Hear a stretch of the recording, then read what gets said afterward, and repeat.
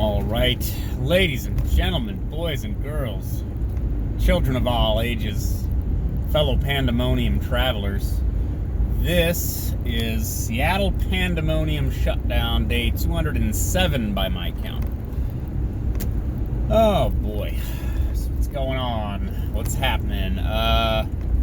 We had our wondrous... What are you doing, bro? You got it? All right. Is that Texas? What was that? Is that Puerto Rico? What is that? We had our glorious presidential debates last night, which again are not actually debates in a traditional sense. They are meant to sway your opinion, but they are not actually structured like a debate, and especially not with somebody like Donald Trump and Joe Biden, like trading barbs and quips and talking over each other and interrupting each other and interrupting the moderator and all this. The time limits are not adhered to at all, and blah, blah, blah. So what did we cover last night? It's so bizarre to watch. Oh, now what? Get out of my way. So bizarre to watch. Like, Biden will be like, this is one of these things, like, depending on what you have been paying attention to, you believe certain things or not. So Biden can be like, my son Bo, he died in combat, or no, he died of cancer, but he served in the military. And he wasn't a loser. Trump, you said they were losers. And it's like some anonymous nonsense from like years ago where even people who don't like Trump said he didn't say that. He didn't call our military people losers. Like, or people who died in combat losers or whatever. Like, this is just idiotic nonsense. And it's like, why would Trump even say something like that when he knows he's under a microscope? Even if that's what he actually believes, that like people who die in combat are losers, right? Why would he say that out loud when he knows he's under a microscope and he knows that he's got a leaky kind of leaky administration? It's because he didn't say that. That didn't happen. Even like John Bolton, who Trump fired, was like, yeah, that didn't happen. He didn't say people who die in war are losers or whatever.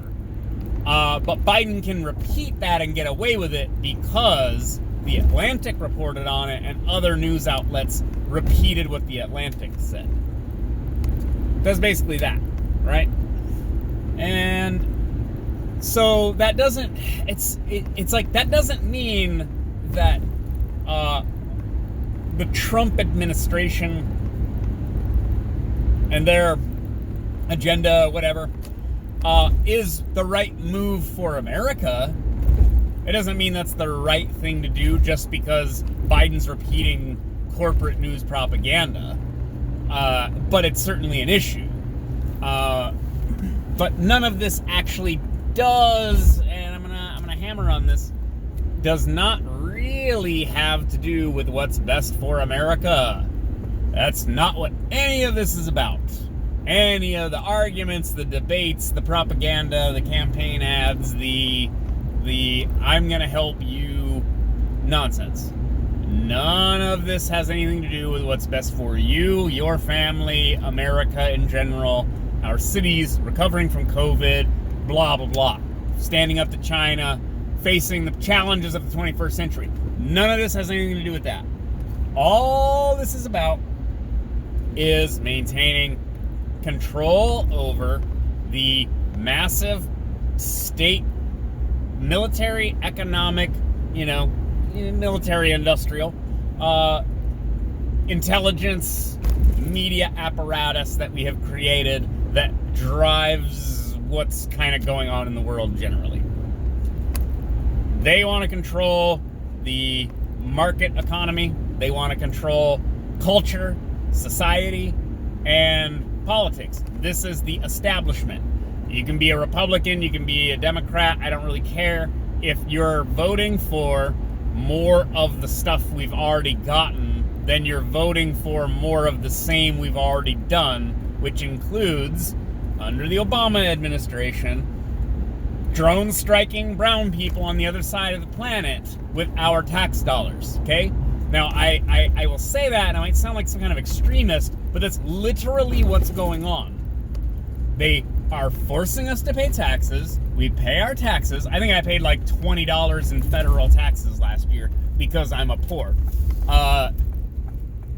But you pay your $20, and that buys, I don't know, one round of 5.56 to be fired overseas somewhere.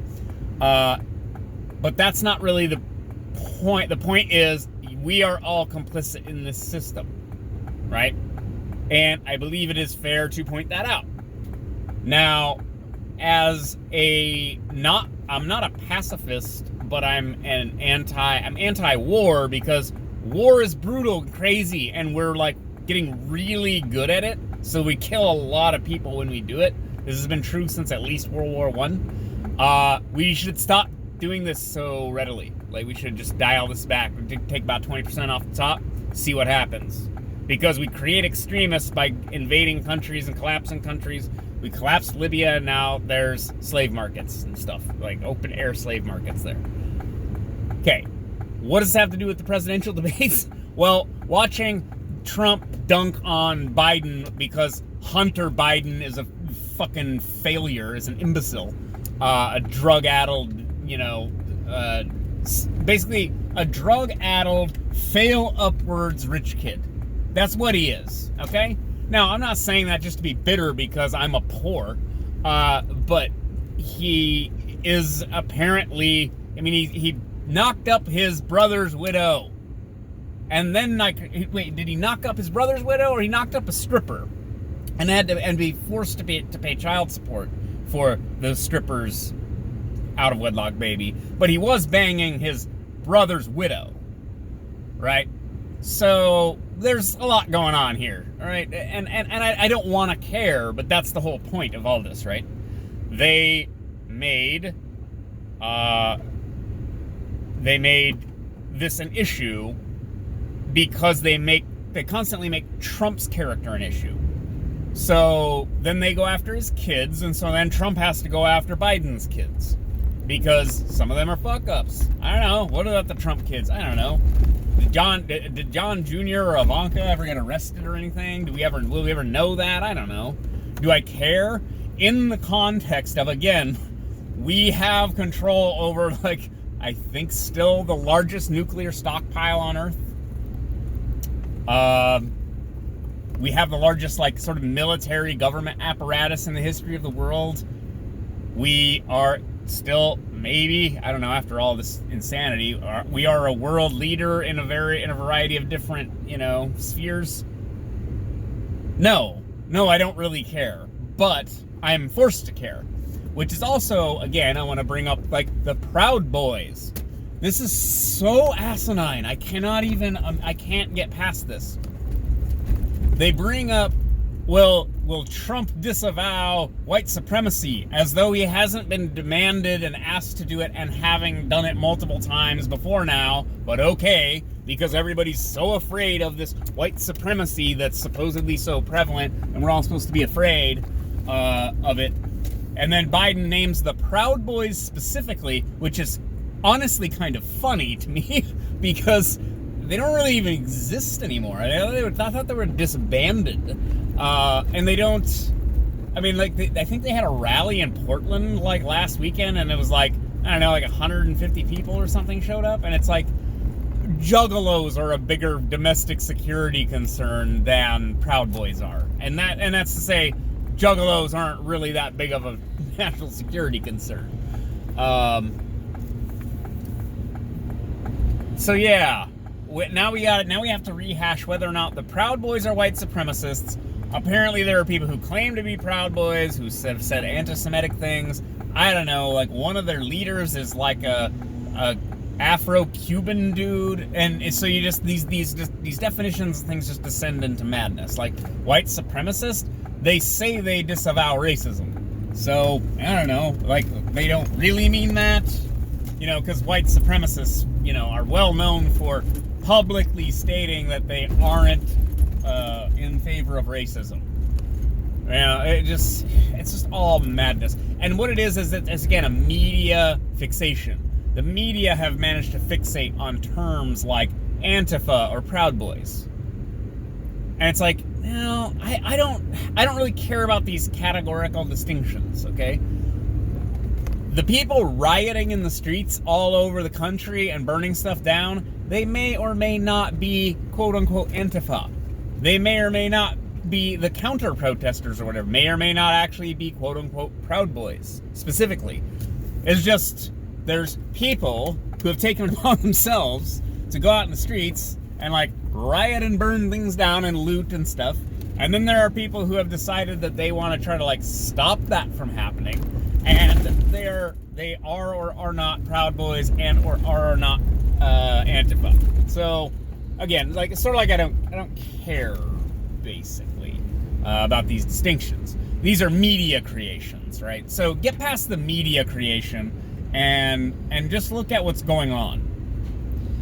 Is Trump supported by white supremacists? Allegedly, David Duke endorsed Trump, but at least back in the I was gonna say back in the day, back in 2016, 20 years ago. But maybe they do, but that's not necessarily his responsibility, in the same sense that the progressives don't really like Biden. Like the radical progressives and the socialists and stuff, they don't like Biden because he's a corporatist, centrist candidate. Like he's not a progressive in a traditional sense.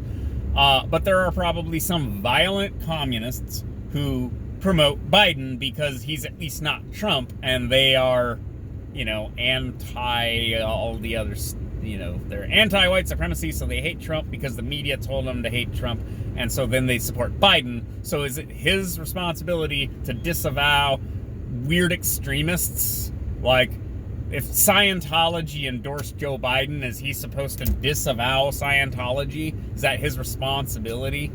Not really. It's just idiotic nonsense, and that's not really what it's about. It's not really about disavowing or avowing. No one ever avows anything. They just disavow. But they're just expected to disavow, never avow. I avow good things and disavow bad things. But so that's what these debates are, is it's an opportunity to just sling shit at each other, and then some of it sticks and some of it doesn't, and it's like, yeah, Hunter Biden is a fuck up. Does that mean Biden can't be president? No, it doesn't. Trump was, avowed by white supremacists. Does that mean he can't be president? No. Actually, white supremacists are also Americans, by the way. So, there's that. Was something gained? And that's the joke, of course, is no. Who won the debate? No. No one won. We all lost. That's the glib joke. The issue is more about, like, it's more subtle. It's like optics and tone and appearance and everything. Like, I don't know, Biden had something in his sleeve. I don't know what the hell it is. Like, I saw a little video. It looks like there's like a snake pops up out of his sleeve and then goes back down. I don't know what it is. Is it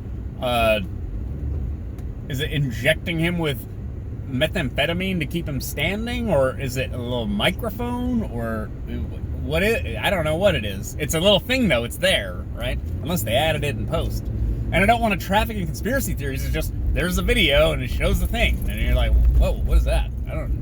What the hell is going on? Who won? Well, Trump just talked over Biden and interrupted him and talked shit, and that's what he was expected to do. And Chris Wallace is a corporate media hack, so he was kind of in the tank for Biden because the corporate media are in the tank for the Democrats. I don't really care what people say. They're in the tank for the Democrats. I don't know why specifically. It's just they are. Everybody knows this. It's partially why we have this situation in the first place. That we have Trump and everything. What else? Who won? There we go. Who won? I don't know. I guess Trump, but it's the I think the incumbent has sort of an easier time of it because he's been under the microscope for like 5 years now. So it's like, we already know everything. Like, we already know all the quote unquote scandals. We know the thing. So I think it kind of plays easier for the incumbent, whereas Biden has to like reboot his image. Like, he has to reboot his persona and like make a case for being, viable, because he kind of disappeared for a little while. So I think he has a kind of a tougher road to a tougher hill to climb. But yeah, there's going to be more debates, and it's going to be terrible, and everyone's going to be mad, and everyone's going to disagree about this and that, and which one, blah, blah, blah, blah. All right, that's enough from me for a Wednesday. We'll talk to you guys later. Bye.